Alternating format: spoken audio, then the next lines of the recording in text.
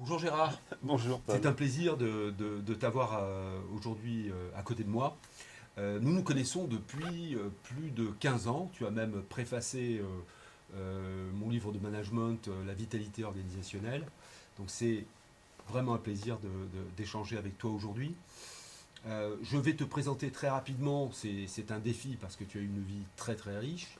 Tu es ingénieur agronome, tu es docteur en économie et tu as travaillé dans l'industrie alimentaire pendant une quarantaine d'années, 10 ans chez Danone, 30 ans dans les fromageries Bell où tu as exercé le plus hautes fonctions, tu as été président directeur général des fromageries Bell, président de la holding Unibel et je sais que tu es toujours proche des fromageries Bell. Tu interviens également dans le cadre de l'ANIA. Donc voilà, c'est une vie extrêmement riche qu'il est difficile de résumer. J'essaie quand même de le faire. Je voulais parler évidemment avec toi de l'alimentation.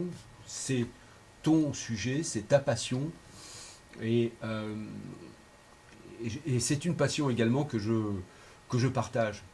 Euh, donc l'alimentation, ça a été un grand défi quantitatif pendant de longues années. Il fallait nourrir des milliards d'humains. Et puis, grâce à la productivité, la mécanisation, on a réussi à faire des choses extraordinaires.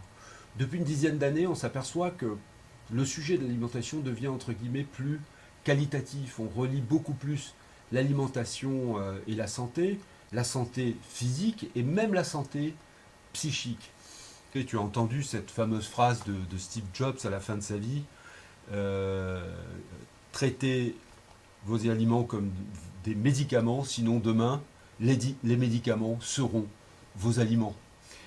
Aujourd'hui, on fait de plus en plus le lien entre l'alimentation et la santé, et tu me l'avais dit une fois, euh, on peut même considérer qu'aujourd'hui, l'alimentation peut être le meilleur anti-âge.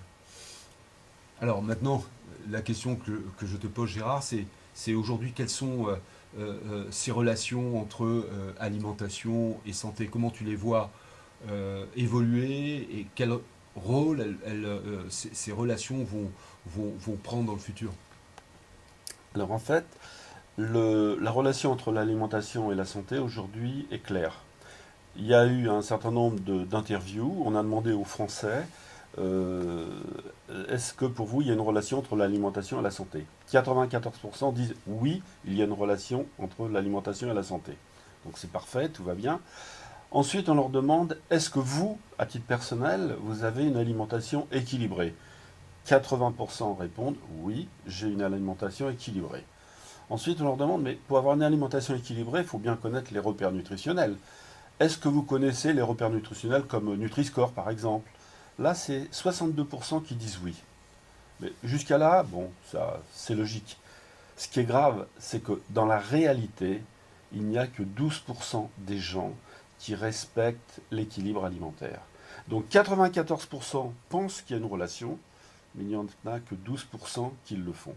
Or, il faut savoir que la première cause de décès dans le monde, ce sont les maladies chroniques.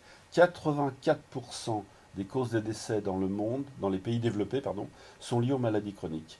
Quelle est la première cause de maladie chronique? Le déséquilibre alimentaire. Donc on voit qu'il y a un lien très fort entre les maladies et l'alimentation. D'ailleurs, Hippocrate disait il y a 2400 ans, votre alimentation, votre première médecine. Donc ce qui montre bien que Avant c'est Steve vrai. Jobs. Oui, avant. Et en fait, ensuite, la question qu'il faut se poser, c'est mais pourquoi est-ce qu'on en est là? Alors, on en est là pour différentes raisons. La première, c'est que les gens se mentent à eux-mêmes. C'est-à-dire que, je vais prendre un exemple. On vous dit, je critique personne, mais enfin quand même, on vous dit que vous allez perdre 8 kilos en 2 mois. Vous avez dû voir ça à la télé. Je Bien ne sais pas sûr. qui dit ça, mais on vous le dit. Or, il faut savoir, étant administrateur de l'ANSES, l'Agence nationale de sécurité des aliments, en fait, on s'aperçoit que 95% des régimes sont des échecs au bout de 2 ans. Donc, il y a un problème quelque part, et les gens le croient, donc les gens démarrent un régime. Or, 95% sont des échecs au bout de 2 ans, ce qui veut dire quoi? Ce qui veut dire que la moitié sont revenus à leur poids de départ, et l'autre moitié a pris du poids, c'est l'effet yo-yo. Donc, quand vous faites un régime, c'est vrai que vous êtes sûr de perdre sur les 2 premiers mois, même 6 premiers mois. Mais au bout de 2 ans, vous êtes sûr, vous avez une grande chance de perdre. Donc, quelque part, on se ment à soi-même parce qu'on pense qu'on va y arriver et on n'y arrive pas.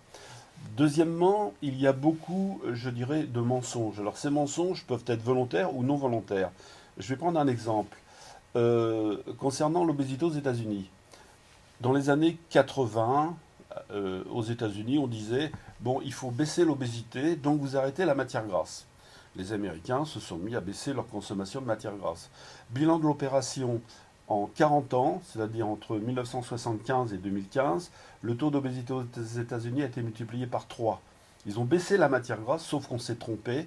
C'était pas la matière grasse qui faisait qu'on grossissait, c'est l'excès de sucre et de glucides.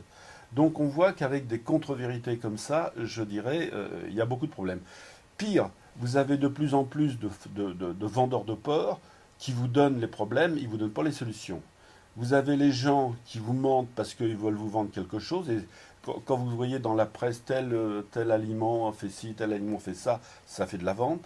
Donc on voit qu'on est dans un monde où, je dirais, c'est très difficile de rester serein par rapport à cette santé. Et quand on sait le dégât de tout ça, eh bien c'est assez dramatique pour les gens.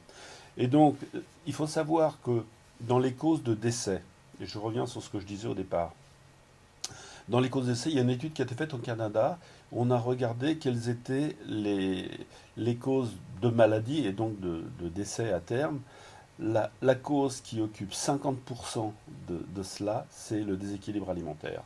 Devant le tabac, qui ne représente que de l'ordre de 10%, devant le manque d'activité physique, qui ne représente que 10%, et le reste étant l'équilibre psycho-émotionnel, c'est-à-dire sommeil, stress, etc., etc. Donc le déséquilibre alimentaire est fondamental pour les gens. Voilà. Merci Gérard.